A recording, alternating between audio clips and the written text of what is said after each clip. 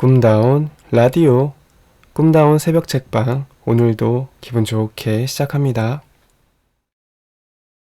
베라타르의 이론을 들여다보자. 그에 따르면 어, 인생은 고통으로 가득 차서 새로운 의식적 존재가 생겨나게 하는 것은 의도가 아무리 좋아도 사실상 470. 죄악이며 인간이 도덕적으로 취할 수 있는 가장 올바른 행동은 우리가 자발적으로 멸종의 길에 들어서는 것이다. 그런 관점은 생각보다 널리 퍼져 있다. 인생의 불행 앞에서 굴욕을 당할 때마다 꿈이 산산이 깨지거나 자식이나 사랑하는 사람들이 크게 다칠 때마다 우리는 다음과 같은 생각에 쉽게 빠져든다. 이 모든 게 영원히 멈춰버린다면 좋을 텐데. 이는 분명 사람들이 자살을 고려할 때 하는 생각이다. 연쇄살인범, 고등학교 총기 난사범 등 일반적으로 모든 살인범과 대량 학살범은 이런 생각을 극단까지 밀어붙인다. 범죄자들은 마음껏 적대적인 태도를 드러내 보인다. 그들은 적개심에 쉽게 사로잡혀 결국 인생을 참을 수 없고 인간의 악에는 변명할 수 없으며 더 나아가 모든 것이 단지 존재한다는 제목으로 벌을 받아야 한다고 결론 내린다. 만일 우리가 악의 존재를 줄이기 위해 노력하면서 실제로 성공할 수 있다는 희망을 품으려면 그 같은 충동들을 이해해야 한다.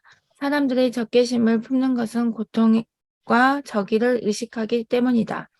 확신하건대 반출생주의의 입장을 취하는 사람은 반드시 방향을 잃고 포로하게 된다.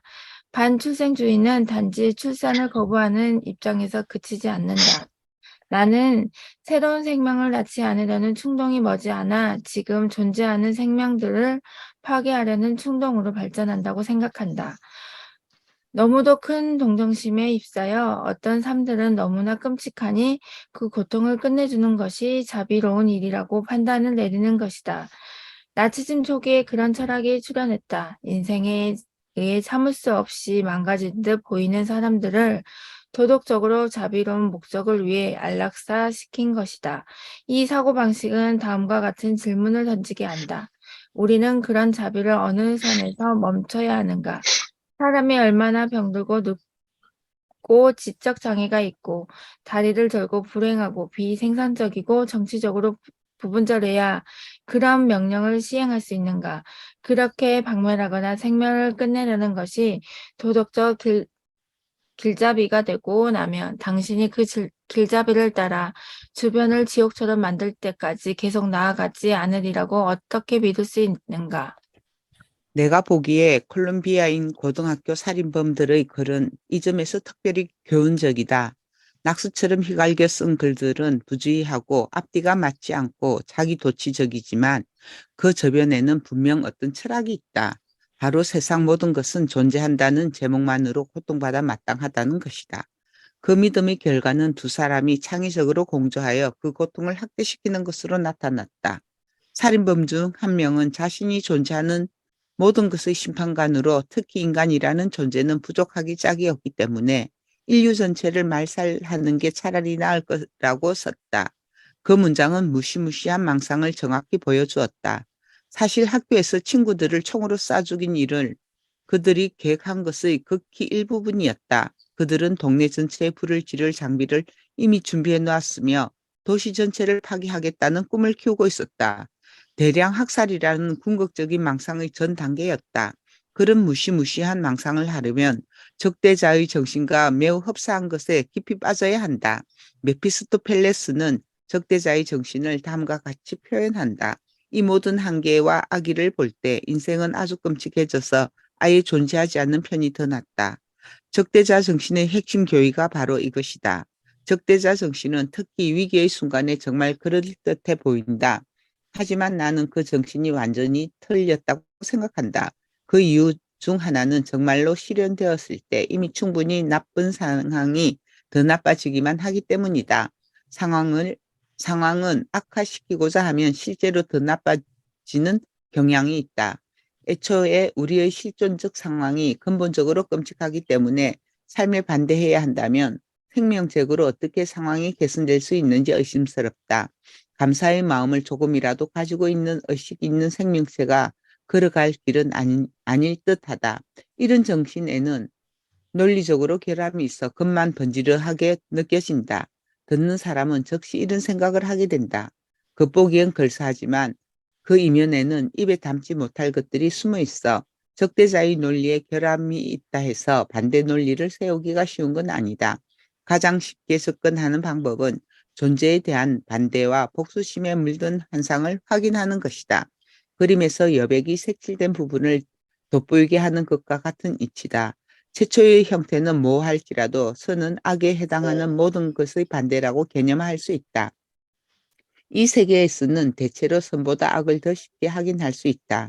나는 선이 어떤 것인지 사람들에게 보여주기 위해 악과 반대되는 좁은 길에서 시금석들을 발견하고자 노력해왔다. 그중 어떤 것들은 어렵지만 대단히 실용적이다. 예를 들어 나는 독자와 시청자들, 특히 죽을 병에 걸린 부모를 돌보는 사람들에게 다음과 같이 조언한다. 사랑하는 사람이 장례를 치르는 동안 당신은 비통한 시간을 보낼 테지만 그럼에도 가장 믿을 수 있는 사람이 되기 위해 책임을 다하고 슬픔에 빠진 가족들을 잘 보살피라고. 이렇게 하는 것은 당신 안에 있는 잠재력을 부른다. 당신 안에 있는 절대자의 힘, 신성한 힘을 깨워 드러나게 한다. 인류는 아주 오랜 시간 죽음과 상실을 다뤄왔다. 우리는 그 일을 용케 해낸 자들의 후손이다. 우리에게는 암울한 일이지만 죽음과 상실을 다룰 능력이 있다.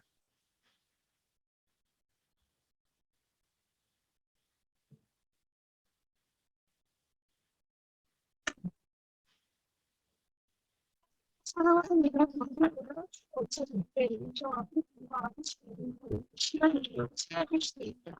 윤정쌤, 목소리가 이상하게 들려. 게임이 목소리네.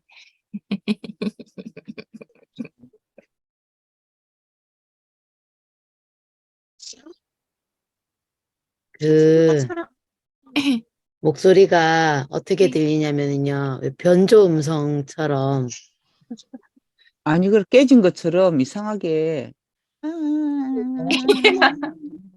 이런다. 아니야?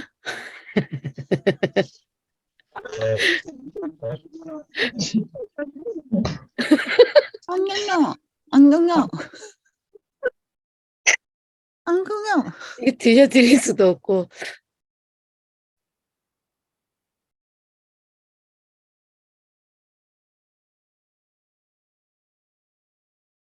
그러면 다음번에 미연쌤부터 먼저 읽어주시겠어요?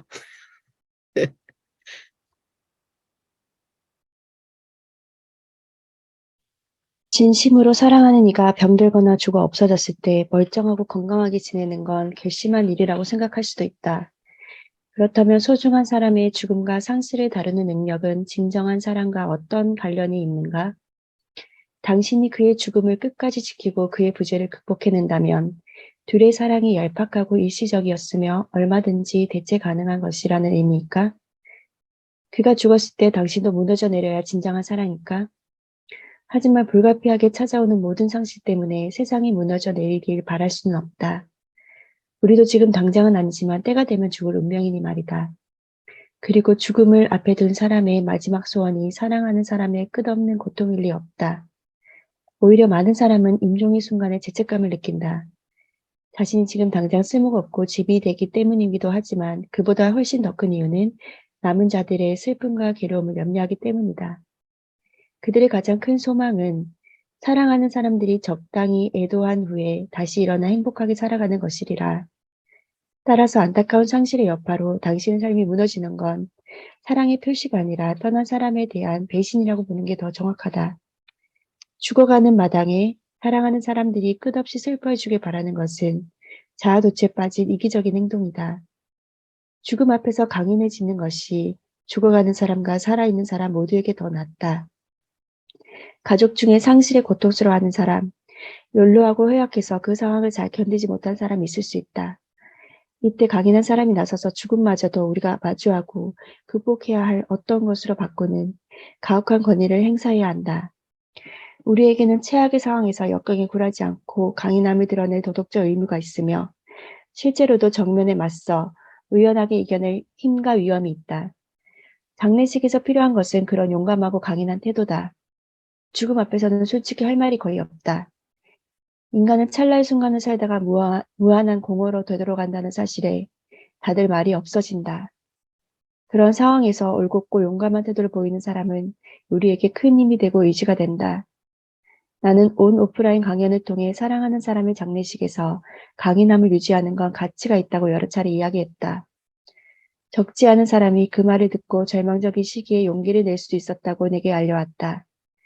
그들은 인생의 고비에서 믿음직함과 강인함을 의식적인 목표를 삼고 그 목표에 전념했으며 절망에 빠진 다른 사람에게 의지할 수 있는 본보기가 되었다. 그 결과 나쁜 상황이 적어도 더 끔찍해지지는 않았다. 여기서 더 중요한 의미가 있다. 누군가 재앙, 상실, 원한, 절망을 딛고 일어서는 모습은 당신 또한 그럴 수 있다는 증거가 된다. 당신은 아주 절박한 상황에서 그 사람의 강인함을 모방할 수 있다. 비극 앞에서 용기와 고결함을 보이는 것은 바로 그 상황에서 사람들이 흔히 정당화하는 파괴적이고 허무주의적인 냉소와 정반대로 나아간다는 의미이다. 다시 한번 말하지만 나는 그런 부정적인 태도, 그 허무주의적인 냉소를 이해한다. 지금까지 임상 경험을 수천 시간 했다. 나 또한 한 인간으로서 개인적인 아픔을 겪었으며 임상 심리학자로서 다른 사람들의 힘든 상황에 깊숙이 개입해 그들의 아픔을 듣고 문제를 해결하기 위해 노력해왔다. 모든 사람의 인생이 쉽지 않다. 당신은 사는 게 힘들다고 생각하며 실제로 종종 힘든 상황에 처한다. 그때 당신보다 어려운 상황에 처한 사람을 만나면 힘들다고 생각한 당신의 삶이 훨씬 좋아 보인다.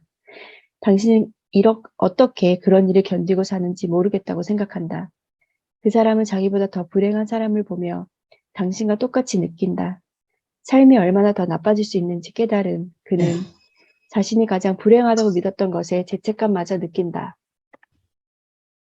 고통과 배신 등 삶의 재앙은 비통함을 끌어들이는 중력 비슷한 힘을 갖고 있는 것 같다.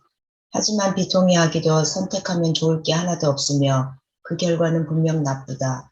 그렇다면 무엇이 대안일까? 나는 미국 순회 강연을 하던 2018년 추수감사절 직전에 이 문제를 주제로 진지하게 생각하기 시작했다. 추수감사절은 미국에서 가장 큰 국가 명절이다. 부활절이 크게 쇠퇴하고 있기 때문에 유일한 경쟁자는 크리스마스인데 이날도 어떤 의미에서는 감사의 축제로 한겨울의 어둠과 추위 속에서 영원한 구세주가 태어난 것을 기림으로써 희망의 영원한 탄생과 부활을 축하하는 날이다. 감사는 원망의 대안이며 어쩌면 유일한 대안일지 모른다. 미국 공휴일을 보면 축제일 중에 추수감사절이 가장 큰 명절인 것은 현실적으로나 상징적으로 좋은 일이라고 생각이 든다. 한 나라의 최고 축제일이 감사하는 날이라는 사실은 그 나라의 근본 윤리가 긍정적이라는 의미다. 다시 말해서 개인은 바른 마음을 갖기 위해 노력하고 있으며 집단은 그 노력을 지지하고 격려하고 있다는 뜻이다. 인생의 온갖 문제에도 불구하고 어떻게 감사하는 마음을 가질 수 있을까? 당신은 용기를 낼 수 있다. 정신을 바짝 차리고 문제들에 신경을 집중할 수 있다. 인생이 얼마나 고되며 앞으로 더 힘들어질 수 있다는 사실을 분명히 깨달을 수 있다. 감사는 삶의 어려움에 용감무쌍하게 맞서는 태도다. 당신이 감사한 마음을 잃지 않는 것은 바보같이 순진해서가 아니다. 삶이 고통스럽지 않기 때문은 더더욱 아니다. 자기 자신과 세계에 가장 좋은 것을 주고 당신이 현재 무엇을 가지고 있고 앞으로 무엇을 획득할 수 있는지를 잊지 않기로 용감하게 결심했기에 감사할 수 있다. 모든 존재와 가능성에 대한 감사는 세상의 변덕스러움에 대처하는 가장 좋은 태도다. 가족에게 감사한 마음을 가지는 것은 그들에게 더 잘하겠다는 다짐을 불러일으킨다. 그들은 언제라도 세상을 떠날 수 있다. 친구에게 고마움을 잃지 않는 것도 마찬가지다. 진정한 우정은 얻기 힘들기 때문에 그만큼 소중하다. 사회에도 감사해야 할 이유가 있다. 이 세상에 먼저 다녀간 사람들이 땀 흘려 노력해 사회구조, 의례, 문화, 예술, 기술, 전기, 상하수도 같은 경이로운 기반을 남긴 덕분에 우리는 과거보다 나은 삶을 영위하고 있다. 원망하고 싶은 유혹은 강하고 실질적이다. 당신이 더 이상 순진하지 않다고 가정할 때 그 길에 발을 들이지 않으려면 도덕적으로 성실하게 노력해야 한다. 순진한 감사는 무지와 경험 부족에서 나온다. 순진한 감사는 미덕이 아니다. 비통함과 분개는 당신을 향해 끊임없이 손짓한다. 그럴 때 그냥 저 어두운 길로 가는 게 어때? 라는 생각이 고개를 들 것이다. 그 길로 빠지고 싶지 않다면 당신은 용기를 내야 한다. 난 사양하겠어. 나는 미완한 존재지만 그래도 세상을 위해 노력하겠어. 라고 결심하는 건 용기 있는 일이다. 저 읽을까요? 용기의 포괄어 사랑. 그런 결심은 용기가 사랑이라는 더 큰 원리 안에 있음을 보여준다. 만일 살아있는 모든 것을 괴롭히고 파괴하라고 우리를 유혹하는 감정이 분개와 비통함과 증오라면 고통스러운 현실을 어떻게든 개선하겠다는 결심은 사랑에서 나온다. 사랑하기로 결심하는 것은 생명체가 할 수 있는 가장 근본적인 행동이며 적어도 중요한 면에서 자유의지에 의한 행동으로 보는 것이 정확하다. 당신을 원망, 무용, 분개, 저의에 빠뜨리는 이유는 차고 넘친다. 따라서 당신의 목표와 행동에 따라 존재가 강인해지고 굳건해지기 위해서는 믿음의 도약이 필요하다. 어려운 시기에는 뚜렷한 증거가 없어도 바람직한 존재 양식이란 무엇인가에 대해 단호한 결정이 필요하다. 그것은 바로 나의 하나님, 어찌하여 나를 버리셨나이까? 라는 원망에도 불구하고 깊은 차원에서 이 모든 것에 굴하지 않고 어떤 일이 닥치든 계속 나아가리라라고 외치는 일이다. 그 일은 세계가 타락하여 지옥에 떨어지지 않도록 우리 각자가 완수해야 하는 험난한 도덕적 과업이다. 사랑하겠다는 어려운 결심이서야 아무리 힘들더라도 선하게 행동한 용기를 낼 수 있다. 만일 당신이 사랑과 용기라는 두 가지 덕목을 보여주겠노라고 마음을 정했다면 당신은 세상을 더 나쁘게 만들지 않고 나 자신을 위해서라도 좋은 쪽으로 이끌겠다고 결심한 것이다. 그 모든 실수와 태만으로 인해 오랫동안 길을 잃었을지라도 말이다. 당신은 스스로를 도울 책임이 있는 양 자신을 위해 세상을 더 좋게 만들려 노력할 것이다. 가족과 공동체를 위해서도 그럴 것이다.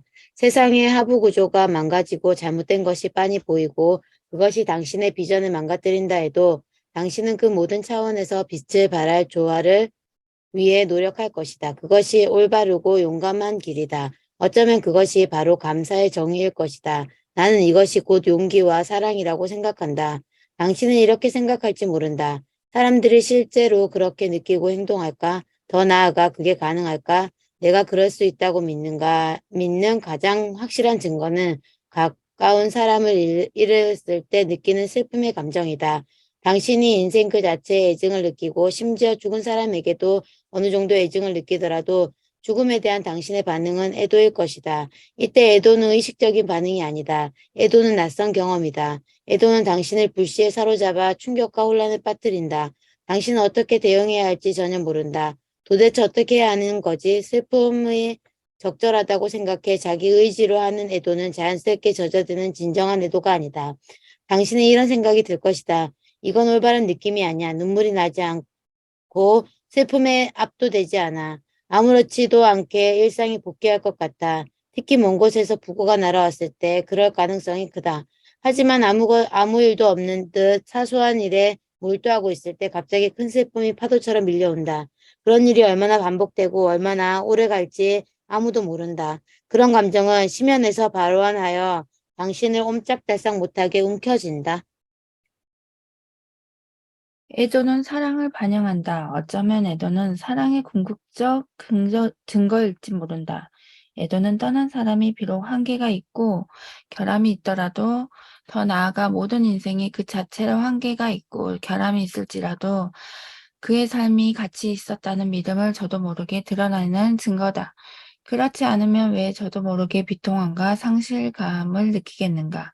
당신이 애도하는 이유는 당신에게 소중한 것이 더 이상 존재하지 않기 때문이다.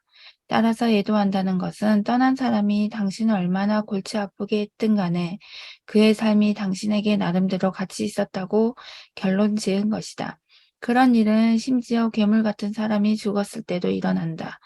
죽어도 전혀 슬프지 않을 정도로 인생이 완전히 잘못된 사람은 찾아보기 힘들다. 우리 마음 깊은 곳에는 떠난 사람을 애도하며 그 사람의 존재가 모든 한계에도 불구하고 가치 있었다고 결정하는 부분이 있다. 그 결정에는 분명 훨씬 더 근본적인 것이 반영되어 있다. 어찌됐든 존재는 그 자체로 가치 있는 것이다. 따라서 감사는 인생의 재난에 직면하여 의식적으로 용감하게 고마워하는 과정이다.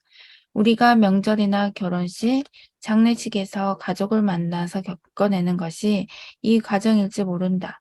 종종 다툼이 벌어지고 일이 꼬인다.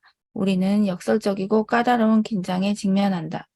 우리는 사랑하는 사람들을 곁으로 불러 모으고 그들이 존재하고 가까이 있음에 기뻐하고 그들이 더 잘되기를 바란다. 한편 그들 각자에게 그리고 우리 자신에게 어쩔 수 없이 실망하기도 한다.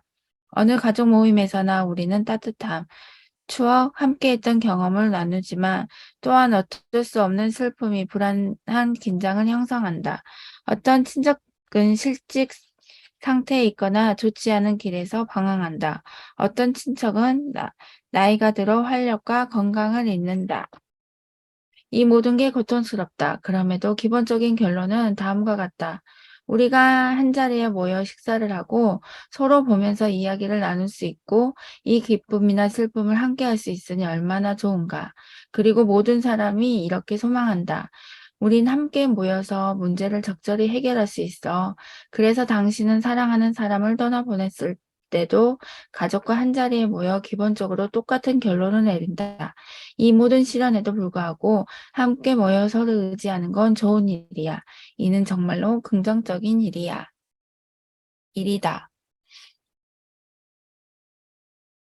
자녀들과의 관계도 똑같다. 지난 몇십 년 동안 나는 딸을 보면서 견디기 어려운 슬픔을 겪었다. 미카일라는 어릴 때부터 청소년기를 지나 성년 초기에 들었을 때까지 몹시 아팠다. 아이는 잠재력이 엄청나서 자율성과 능력이 경이롭고 생산적으로 발달할 수 있는 존재다. 하지만 그 때문에 3살, 4살, 5살이 되어도 심지어 15살, 25살이 되어도 정말 부서지기 쉽다. 어린 자식을 보살피다 보면 누구나 그 취약함을 깊이 경험하게 되며 아이가 자라도록 걱정은 절대 사그라들지 않는다. 그래서 아이들을 가졌다는 건 기쁨의 원천인 동시에 고통의 원천이기도 하다. 고통은 아이의 부서지기 쉬운 면이 부당하게 이용될 거라는 절대적 확산에서 나온다. 하지만 내 아이들의 취약성을 뿌리 뽑기 위해 내가 취한 모든 조치가 오히려 내가 감사하게 여겼던 것을 파괴할 수 있다고 생각했다. 아들이 3살일 때 나는 그런 생각을 했다. 아이는 너무나 귀엽고 재밌었다. 하지만 겨우 3살이고 작았다.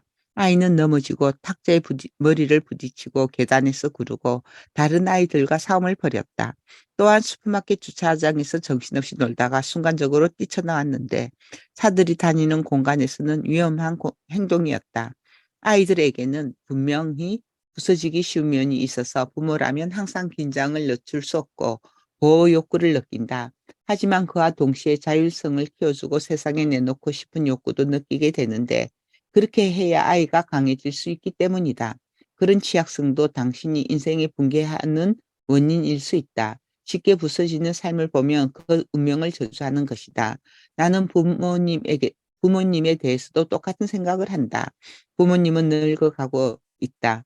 사람이 늙어가면 성격이 더 완고해진다. 50대였을 때도 아버지와 어머니 두 분 다 성격이 대쪽 같았는데 지금은 훨씬 심하다. 그들은 한계와 장점을 동시에 갖고 있다. 장점이 관계와 필연적으로 얽힌 경우도 적지 않다. 두 분은 현재 80대인데 말할 수 없이 까다롭다. 까다로운 두 분을 대하다 보면 맥이 탁 풀리며 이런 생각이 들 때가 있다. 좀 다르게 행동하면 얼마나 좋을까? 나는 특별히 우리 부모님에 대해 그런 생각을 더 많이 한다거나 두 분을 비난하려는 게 아니다. 내 부모님이나 다른 사람들도 내가 조금 달라졌으면 하고 생각할 것이다. 하지만 부모님의 모난 성격, 취약함, 한계 또한 모두 당신이 사랑하는 것의 일부임을 이해해야 한다. 따라서 우리는 상대방의 한계에도 불구하고 그들을 사랑할 수 있지만 또한 상대방의 한계 때문에 그들을 사랑할 수도 있다. 이는 이해할 가치가 매우 높은 말이다. 이 말을 이해할 때 당신은 우리가 어떻게 계속 감사할 수 있는지를 알게 된다. 이 세상은 아주 어두운 곳이고 모든 사람의 영혼에는 검은 성분이 들어있지만 우리는 서로에게 싫지 않은 것과 기적을 일으킬 수 있는 가능성이 독특하게 섞여 있는 것을 본다. 우리가 신뢰와 사랑에 기초한 관계를 만들고 유지할 때 그 가능성은 정말로 기적을 일으킨다. 우리가 용기를 낸다면 상대방의 한계는 충분히 감사할 수 있는 일이 될 수 있다. 그렇게 기적을 만들어내는 과정에서 우리는 10년과 어둠의 해독제를 발견할 수 있다. 고통스러울지라도 감사하라.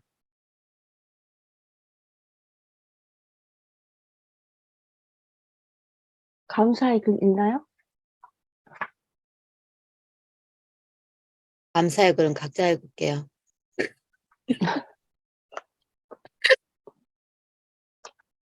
저희 오늘 요거 질산어머는 끝으로 하고요. 그리고 내일 뭐였더라? 생각하는 애? 그 책으로 만나 뵙겠습니다. 그리고 저희 11월 달에 그 트렌드 코리아 2023 그거 같이 읽을 거거든요. 그렇게 가면 되겠지요? 감사합니다. 윤정쌤, 오늘 마이크 왜 그래요? 그래요? 오늘 지금도 그랬는데? 헬륨입니다. 헬륨을 넣으셨어요. 다시 말해봐봐. 무슨 말인지 아예 안 들리네. 이상해. 사진 찍겠습니다. 그래도 저희 목소리가 잘 들려서 다행입니다. 찍을게요. 하나, 둘, 셋. 짠, 감사합니다.